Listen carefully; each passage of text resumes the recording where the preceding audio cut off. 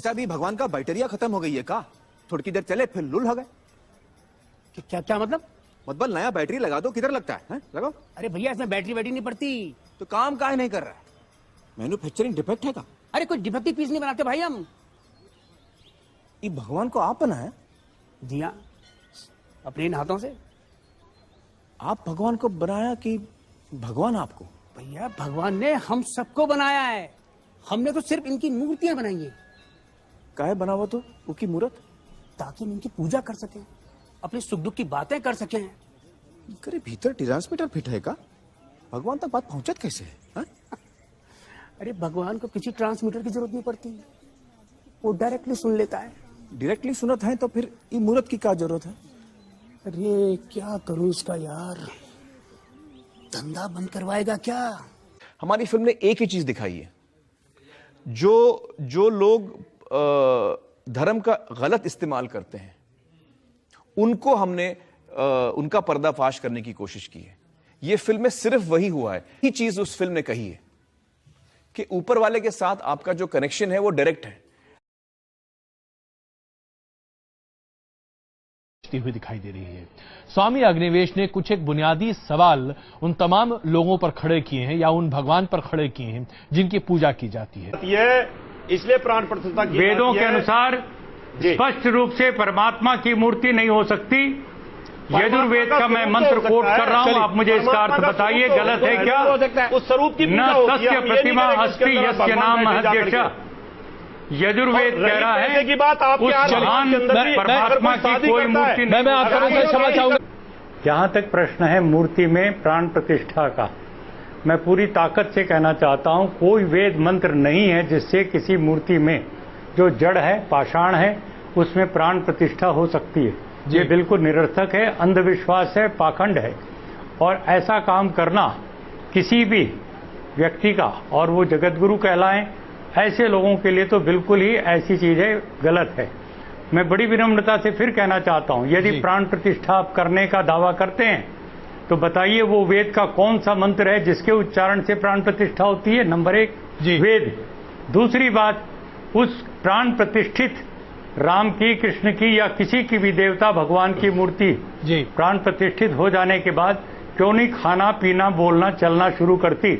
जरा प्राणवान होने का थोड़ा सा तो परिचय दे। वो आपने बता दिया वो प्राणवंत हो गई मूर्ति जी। अब उसके बाद आपने लोगों की भीड़ इकट्ठी की और परमात्मा का अवतार पूजो जी, ये कह करके चढ़ावा इकट्ठा करना शुरू किया।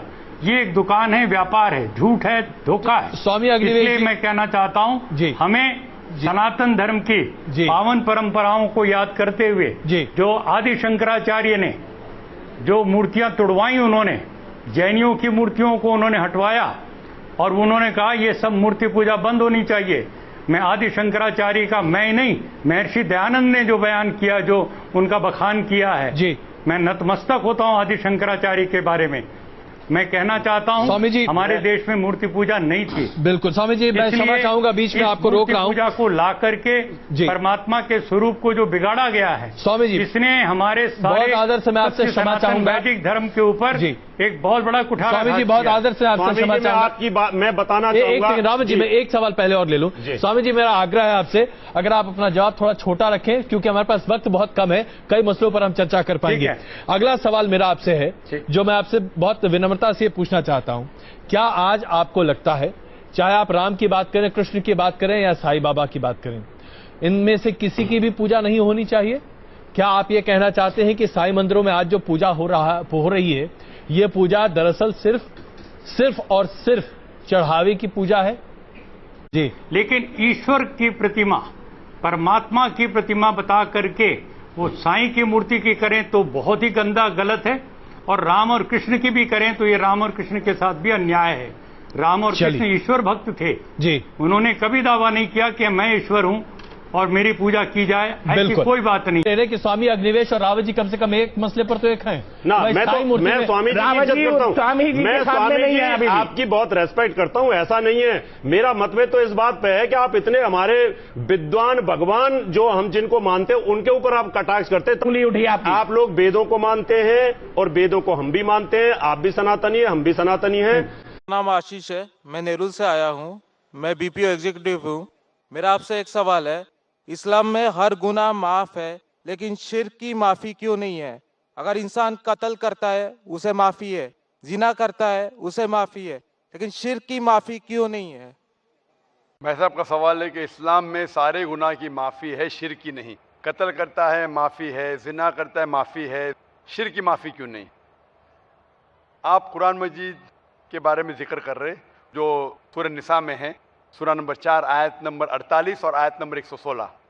इन दो आयतों में सूरह निसा सूरह नंबर 4 में लिखा है कि अगर अल्लाह चाहे तो कोई भी गुनाह को माफ कर सकता है, लेकिन शिर्क को कभी नहीं माफ करेगा, क्योंकि जो शिर्क किया है वो बहुत भटक चुका है। तो इसमें यह नहीं लिखा है कि अब जिना करेंगे तो माफ करेगा ही, कर सकता है अगर आप तौबा करेंगे तो। अगर आप तौबा करते कि मैंने जिना किया हूं, मैंने कत्ल किया हूं, मुझे माफ कर दे और इंशाअल्लाह मैं आइंदा नहीं करूंगा, तो अल्लाह माफ करेगा। उसी तरीके से शिर्क भी, अगर आप शिर्क करते हैं और अल्लाह से माफी मांगते हैं कि मैं अगली बार शिर्क नहीं करूंगा, तो अल्लाह शिर्क को भी माफ कर सकता है। लेकिन शिर्क की हालत में मरेंगे तो माफी नहीं है। आप मुशरिक जैसा मरेंगे, शिर्क करते हुए मरेंगे तो माफी नहीं।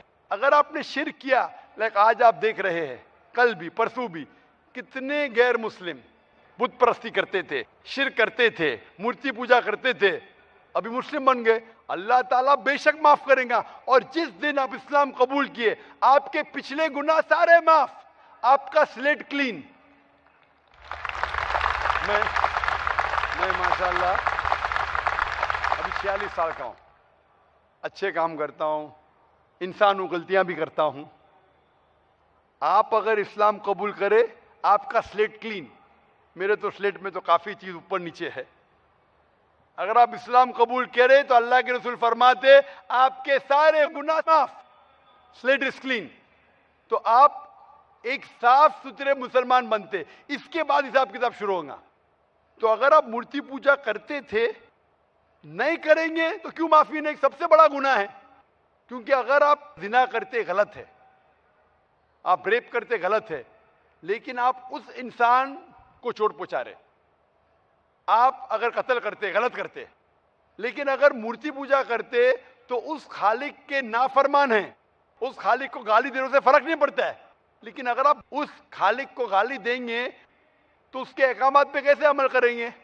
आप उसके बताए रास्ते पे भी नहीं चलेंगे, आपका नुकसान होगा। तो आपके नुकसान को रोकने के लिए खुदा कहता है कि मूर्ति पूजा मत करो, कि मूर्ति पूजा करेंगे तो आप उसके जो अहकामात पे अमल नहीं करेंगे, आपको नुकसान होगा। उसके साथ साथ और भी गुनाह करेंगे। इसीलिए मूर्ति पूजा करने वाला सबसे ज्यादा बहका हुआ इंसान है। लेकिन अगर आप गलती के लिए माफी मांगते हैं और कहेंगे कि अगली बार नहीं करेंगे, तो अल्लाह ताला आपको माफ करेगा। मैं पूछना चाहता हूं, आप मूर्ति पूजा में मानते हैं भाई साहब? जी मानते हैं। क्यों? आपको लगता नहीं गलत है? आप क्या हिंदू है? जी। आपके मजहबी किताब में लिखा है, छंदों के उपनिषद में चैप्टर नंबर 6 अध्याय नंबर 2 श्लोक नंबर 1, एकम अद्वितीयम, खुदा एक है, उसके अलावा कोई नहीं है। लिखा है श्वेता उपनिषद में अध्याय नंबर 6 मंत्र नंबर 9, नाचस्य कसी जनिता न चदीपा, उस ईश्वर, उस भगवान का कोई रब नहीं, उसके कोई वालदेन नहीं। लिखा है श्वेता उपनिषद में चैप्टर नंबर 4 मंत्र नंबर 19 में, न तस्य प्रतिमा अस्ति, उस ईश्वर, उस भगवान की कोई प्रतिमा नहीं, कोई अक्ष नहीं, कोई पिक्चर नहीं, कोई पेंटिंग नहीं, कोई फोटोग्राफ नहीं, कोई मूर्ति नहीं, कोई बुत नहीं।